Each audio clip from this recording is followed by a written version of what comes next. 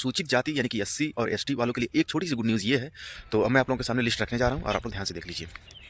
लड़के जो हैं वो अब अनुसूचित जाति के हैं, एससी कैटेगरी के हैं। हेलो साथियों, और कैसे हो आप लोग? उम्मीद करता हूँ सब लोग बेहतर होगे, अच्छे होगे। आप लोग अपना ध्यान रख रहे होगे और अपनी आगामी परीक्षाओं की आप लोग तैयारी भी कर रहे होगे। और अगर आपका यूपीपी 60,244 में अगर हुआ है तो आप लोग अपनी रनिंग की तैयारी भी कर रहे होगे। देखिए मौसम तो आज थोड़ा सा ख़राब हुआ है।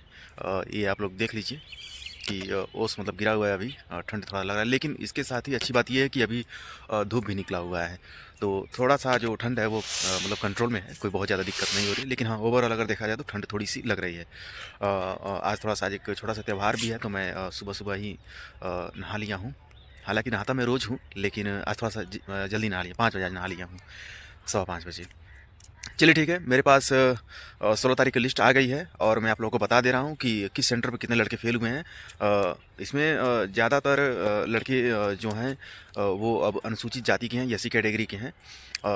मान के चलिए कि 80% लड़के जो हैं इसमें अब एससी कैटेगरी के बुलाए जाएंगे, क्योंकि एससी कैटेगरी का जो डीवी है वो 16 तारीख से स्टार्ट हो चुका है। ठीक है, तो अब मैं आप लोगों के सामने लिस्ट रखने जा रहा हूँ और आप लोग ध्यान से देख लीजिए। कानपुर देहात में 75 लोगों को बुलाया गया, जिसमें से 11 फेल हो गए हैं। भदोही में 75 में से 7 एब्सेंट थे, 7 फेल हैं। झांसी में 2 पैनल था, जिसमें 150 लोगों में से 21 जो हैं वो फेल हैं कुल मिलाकर के।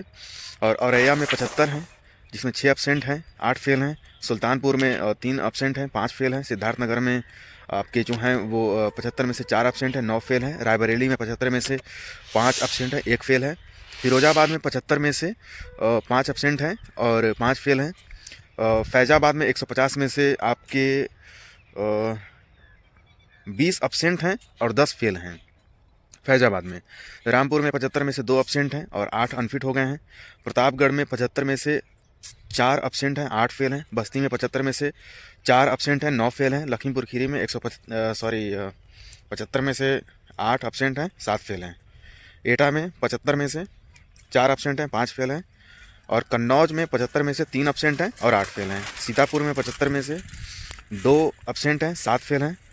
और इटावा में 75 में से आपके 7 एब्सेंट हैं और कितना है ये थोड़ा सा मुझे क्लियर दिख नहीं रहा, लेकिन 7 एब्सेंट हैं और 6 अनफिट हैं इसमें। ठीक है, देवरिया ज़िला जो कि हमारे बगल में ही है, तो उसमें आपके 5 यानी 75 में से 5 एब्सेंट हो गए और 6 जो हैं अनफिट हो गए। बहराइच में 75 में से 4 एब्सेंट हैं, 6 अनफिट हैं। और बदायूं में 75 में से 8 एब्सेंट हैं, 8 अनफिट हैं। और लखनऊ में 75 में से 6 एब्सेंट हैं और 3 जो हैं उसमें 2 पैनल था, तो एक पैनल पे 6 एब्सेंट हैं, 10 जो हैं वो फेल हो गए हैं। और दूसरे पैनल पे 3 एब्सेंट हैं और 5 जो हैं वो फेल हैं। तो इस प्रकार से हमारी ये लिस्ट है और आप लोग अपना मिला दीजिएगा कि देख लीजिएगा कि किस सेंटर से आप हैं।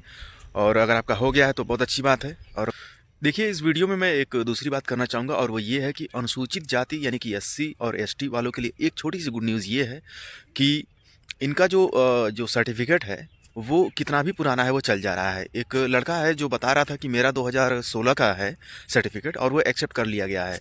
तो आप लोग समझ सकते हैं कि 16 का मतलब हो गया कि आज से तकरीबन 9 साल पहले का सर्टिफिकेट है, लेकिन फिर भी वो एक्सेप्ट हो जा रहा है। इसका सबसे बड़ा कारण यही है कि एससी कैटेगरी के लिए कोई भी डेट मेंशन नहीं थी। अगर डेट मेंशन होती है तो सिर्फ और सिर्फ आपकी ईडब्ल्यूएस और ओबीसी के लिए होती है।